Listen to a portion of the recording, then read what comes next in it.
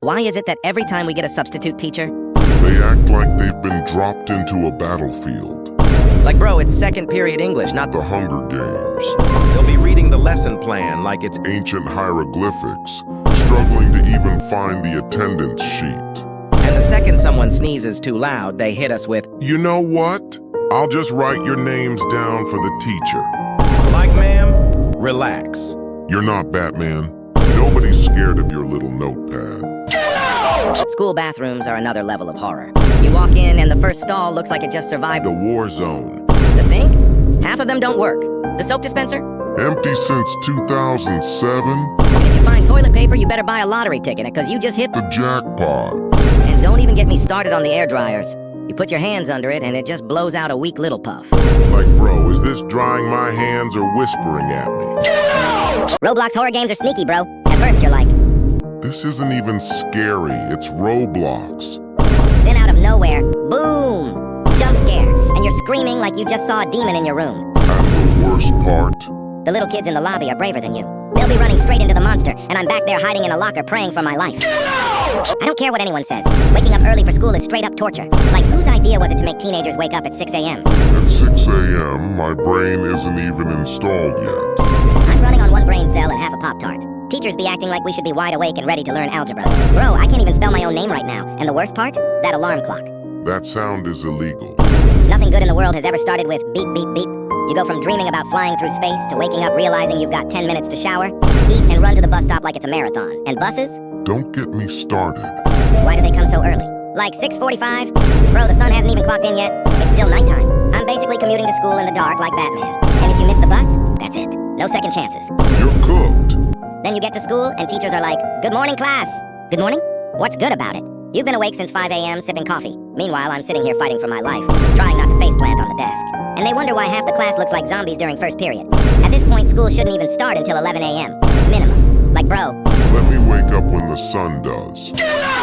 Man, gym teachers are built different. They act like PE is the Olympics, and we're out here competing for a gold medal. Like, bro, chill. I'm just trying to survive the mile run without my lungs filing for divorce. And why do they always say, it's only 4 laps around the track, it's not that bad? Not that bad. Bro, 4 laps feels like a road trip. By the second lap, I'm already questioning my life decisions. By the third, I'm seeing the light. And by the fourth, I'm making peace with God. Then there's always that one kid who runs like a cheetah, just zooming past everybody. Meanwhile, the rest of us are back there looking like zombies from The Walking Dead. And the gym teacher's standing there with a clipboard screaming, Come on, hustle! Like, bro, I am hustling. Hustling to keep my soul inside my body.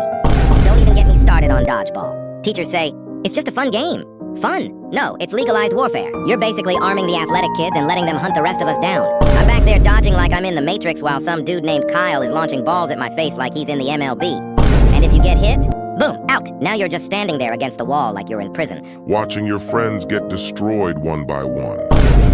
At this point, gym class isn't about fitness. It's about survival. Bro, 99 Nights in the Forest is one of those Roblox games that sounds chill, but it's actually a setup. At first you're like, oh, it's just surviving in the woods, how bad could it be? So you start chopping some trees, building a little base, vibing with the campfire. And then the sun goes down. That's when the game turns into straight up trauma, because the second night hits, boom, the deer comes out. Like a creepy forest demon that moves faster than Wi-Fi at McDonald's.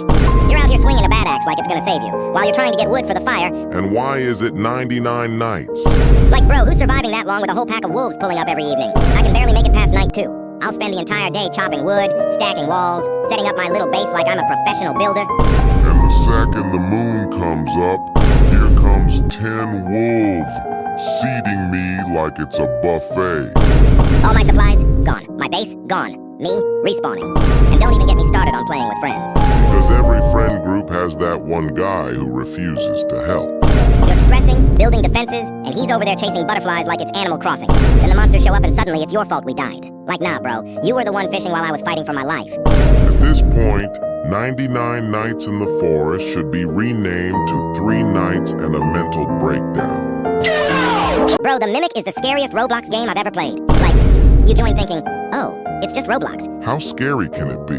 And then 5 minutes later you're crying in a corner because some 12-foot-tall demon lady just sprinted at you full speed. The game tricks you too. The first chapter starts all calm. You're walking around in Japan, cool little lanterns, peaceful music. then boom. A jump scare straight from hell. And it's never just a normal jump scare either. No, it's always a screaming monster that comes at you like it just got released from Roblox prison. And why are the maps so big? You're walking through endless hallways for what feels like years, and there's always that one door that creaks open by itself. Like, yeah, let me totally walk in there. Nothing bad ever happens in creepy abandoned schools, right? Meanwhile, your stamina bar is trash.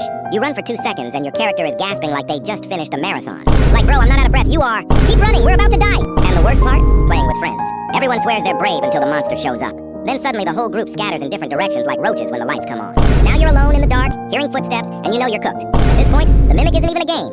It's free Roblox therapy for trust issues. Bro, I swear, PE teachers got the worst taste in music.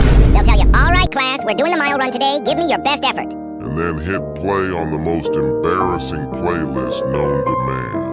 Like, how am I supposed to run fast when Party in the USA is blasting through the gym speakers at full volume? I can't focus on breathing when Miley Cyrus is telling me to put my hands up. And it's always songs from like 15 years ago. Songs no one asked for. The kind of tracks you only hear at your aunt's barbecue when she's 3 glasses of wine in. Meanwhile, We're expected to sprint like Olympic athletes. while the cha-cha slide is telling us to take it back now, y'all. Bro, I'm not sliding, I'm dying. Even worse is when the teacher's bobbing their head like it's fire. Like, Nah, Mr. Johnson, this isn't motivation. this is torture. I'm about to collapse on the track and you think who let the dogs out is about to fuel me through it. Honestly, PE teachers really believe corny music or extra stamina. Like, no, bro, play something intense. Something that'll make me feel like I'm running from the FBI. Not Cotton Eye Joe. At this point, if they're gonna keep blasting those playlists, They might as well grade us on our dance moves instead of the mile time. bro, school lunch is cooked. Like, I don't even mean literally cooked. I mean, whoever made it needs to be investigated. The pizza? Straight up cardboard with red crayon scribbled on it. The nuggets? Harder than math problems at 8 a.m. And don't even get me started on the milk. Why is it always warm? Nothing makes me lose my appetite faster than opening a carton of chocolate milk that tastes like it sat in the sun since last week. And teachers have the audacity to call it nutritious. Bro, there is nothing nutritious about a mystery meat patty that's older than me. I feel like I'm gaining superpowers just by biting into it, and not the good kind. More like hospital trip in 5 minutes powers. The worst part? They give you like 3 tater tots and call it a meal. I'm starving after lunch, man. Like, is this portion for a human or for a hamster? At this point, I think school lunch is just a social experiment to see how much kids can survive on before they riot. Bro, every class has that one kid who's always eating in the back like it's a full-course restaurant. Teachers up front talking about the Civil War. And this dude is back there unwrapping a Crunchwrap Supreme like he's at Taco Bell. And it's never just a snack either. It's always something loud. Like, why are you opening the crunchiest bag of chips known to man during a silent reading session? Whole class is hearing every bite in 4K Dolby Surround. The wild part? Teachers never catch them. You breathe wrong in class and you're in trouble, but this kid can whip out a 3-course meal and somehow he's invisible. Dude's back there with a Sprite, napkins, and a side of fries like he door-dashed the period. Honestly, at this point, just let them cook. If you're bold enough to eat a full Happy Meal during algebra, you've earned it. Bro, why is there always that one kid who finishes every test in 5 minutes? Like the teacher says, you may begin. And before I've even written my name, this dude is standing up like, I'm done. done with what, bro? The test has 50 questions, and you bubbled them in like it was a BuzzFeed quiz. Meanwhile, I'm sweating bullets, stuck on question 2. and he's back at his desk playing cool math games like nothing happened. Either he's secretly a genius or he just guessed C on everything and left it up to fate. The worst part? He always gets a better grade than me. Like, how do you speedrun the test and still pass while I studied for hours just to barely scrape by? Nah, the system's cooked. Bro, every class has that one kid who always has an AirPod in. Like, we're in the middle of a math test. And this dude's nodding his head like he's front row at a Drake concert. Teacher's explaining quadratic equations, and he's just vibing to Yate in the corner. And the craziest part? Teachers never notice. I cough once and suddenly I'm getting yelled at. But this kid's got a glowing white stick in his ear like a lighthouse, and nobody says a word. He'll get called on too. Like, what's the answer to number 5? And without missing a beat, he's like, oh, it's 27. Bro, are you listening to the lesson or your playlist? At this point, he's just built different. Honestly, some kids aren't students anymore. They're NPCs running on background music. Bro, why did schools think Chromebooks were the move? Like, you open it up and it sounds like it's about to take off like a jet engine. Just to load Google Docs. That's it. One tab open and the whole thing is lagging like I'm running GTA 6. And don't even try to multitask. Open 2 tabs. Congratulations, your Chromebook just entered a coma. Open 3.